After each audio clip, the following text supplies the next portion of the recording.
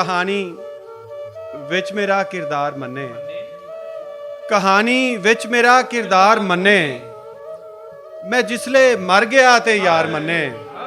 और मैं जग ते प्यार दी तबलीग कीती, मैं जग ते प्यार दी तबलीग कीती, करोड़ां लोग सी दो चार मन्ने। चलो नफरत ते जो भी राय रखे, जमाना प्यार नू ते प्यार मन्ने। मैं इक्को शर्त ते खेडांगा बाजी, मैं इक्को शर्त ते खेडांगा बाजी, कि जेड़ा हार जावे हार मन्ने। कबीला साधुआं दा भी ना मेरा, ते दुनिया भी ना दुनियादार मन्ने।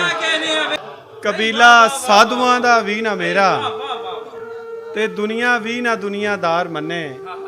कहानी विच मेरा किरदार मन्ने, मैं जिसले मर गया ते यार मन्ने।